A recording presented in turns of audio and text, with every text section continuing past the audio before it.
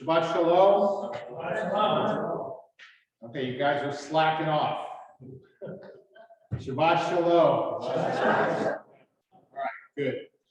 All right, so much of the material that I'm going to present this morning is drawn from a source sheet prepared by Rabbi Eli Kaunfer of Machon Hadar in New York City, and some of it is from the Sfas Emes as well. So I want to look at one specific phrase in the Parsha, which is what we began our reading with this morning. VaYigash elav Yehuda. Judah came near to him. Okay, and so Judah approaches Joseph in a last-ditch attempt to save his brother Benjamin, and VaYigash, it's a physical movement, like he went closer to him, right? But the question that Rabbi Kaunfer raises, and he brings different sources to answer his question, is what is Judah's intention, right? I mean, if somebody's coming near to you, right, that is a physical description of what they're doing, right? But it doesn't tell you what their intention is, right? So what is the point of this drawing near, and what is Judah's intention at this point, right? In other words, why is he drawing near? What's going on in his mind, right? And before I share with you some answers from the classical literature, what do you think? What does Judah have in mind at this point when he's drawing near? Brian. Maybe he's trying to see like what Joseph would do. If comes near him, is Joseph going to try to attack him? Because he thinks that Benjamin will receive harm, so he wants to see if approaching him will cause, because he'd rather be harmed than Benjamin. So right. Is he trying to provoke a physical response from Joseph? You test the waters to see what's going on. Right. Okay. So kind of like an exploratory. I mean, I've never served in the military, right? But kind of like an exploratory feint, right? Like you might. I mean, is that something that, right? That an army might do in the field, right? You send out scouts, or you can send out reconnaissance. Okay. So reconnaissance, right? So kind of to see what would happen. Okay, anybody else with thoughts? Yeah. Yeah. So he's making a personal plea. So he's stepping close, that it's not an impersonal thing from a distance. He comes face to face because what he's saying is the most important thing he can imagine. Right, okay.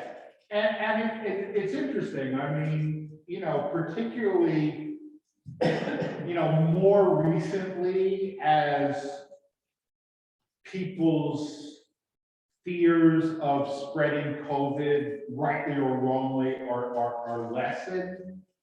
More and more people are saying, I want to meet you in person rather than over Zoom or over the telephone, right? And there is, I mean, even though over Zoom, I mean, one of the problems with, let's say, email or texting, right, is that you don't know what is the sort of attitude behind it. It's just words on a page. And even in a telephone call, you can't always tell. I mean, because with me, I mean, my eyes often say a lot, right? And so on Zoom, you can see the eyes, but there's still a lack of kind of intimacy, right? I mean, emotional intimacy maybe, and people wanting to meet me in person rather than over Zoom, right? So maybe the closer he approached, the more like emotionally effective that would be. Anybody else? Okay, so it's interesting, in Genesis Rabbah, they bring three sources that have three different approaches. So Rabbi Yehuda says approaching as in approaching for war. Okay, so kind of what Brian said, yeah. At least in modern Hebrew, the word VaYigash means to intercept. What? In modern Hebrew, the word VaYigash means to intercept, To intersect? right? I don't think so. VaYigash, no, lageshet, it means to come right, to come close. Okay, so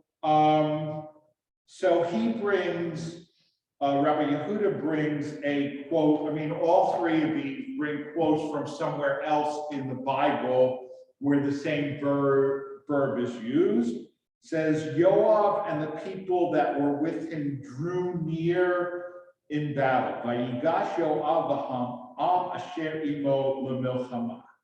So one understanding is the approach is approaching for war. But Rabbi Nehemiah said approaching as in conciliation. He brings from Joshua, then the children of Judah drew near to Joshua to conciliate him. Vayikshu b'nei Yehuda el Yehoshua. And finally, they just bring the rabbis, okay? So that tends to mean like they don't know who said it, but somebody said it. Approaching as in prayer. As it says in 1 Kings, and it came to pass at the time of the evening offering that Elijah the prophet came near VaYigash Eliyahu. Okay, so it's in applying to drawing close to people as to God. And then there are other sources in Genesis 18 when Abraham is arguing with God over the fate of Sodom and Gomorrah. He says, VaYigash Avraham Vayomer. Abraham drew near and said, will you sweep away the innocent with the guilty, right? So obviously, I mean, you can't physically draw closer to God, right? But you can spiritually draw closer to God, right? And then finally, the Sfas Emes, and this is in our Humash, brings an entirely different view where it says, VaYigash elav Yehuda. He kind of reads the Hebrew a little bit differently. It's a little bit of a forced reading, but not excessively so. VaYigash elav Yehuda, that Judah drew near to himself, right? I mean, like when God says to Abraham, Lech lecha, right? There are some interpretations that say, go unto yourself. Okay, so Judah went unto himself. He kind of became the best Judah that he could be, right? Whereas before, Judah kind of lacks conviction, right? He says, you know what? Don't kill him.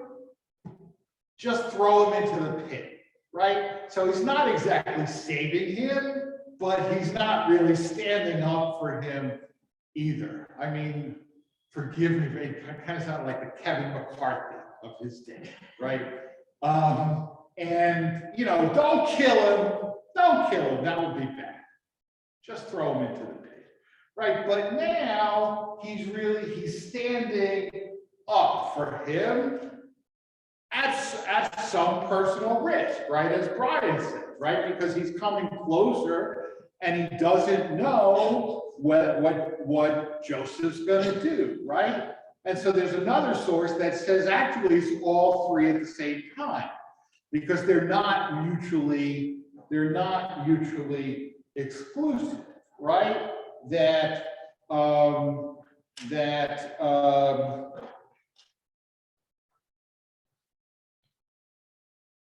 You know, it's a combination of all three, right? But for the Sfas Emes, it's drawing near to himself because who's he trying to save? He's really trying to save Benjamin, right? And what is the problem that the other brothers have with Benjamin? Right? It's the same problem that they had with Joseph, right? He's the favorite, right? He's the favorite. And why did Benjamin not go down with them the first time, right? Because his father said no, right? If he dies,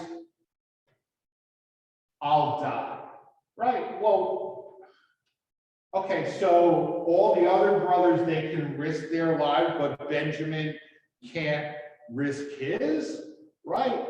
And yet, at this point, Judah is taking a risk to save Benjamin, right? And the Sfas Emes says that the lesson, I mean, he understands that Benjamin is still the favorite, right? And he probably doesn't like it, but he's come to accept it, right? Or in other words, Judah has realized, I can't change my father, but I can change the way I react to my father, right?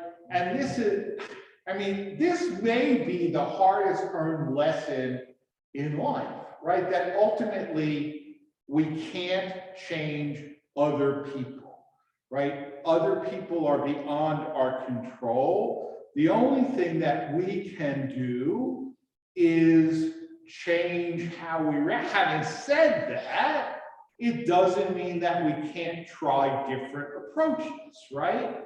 And Judah is prepared to try all three, right? And ultimately, he's successful, right? His emotional plea for Benjamin is so meaningful and so heartfelt that Joseph can no longer keep up the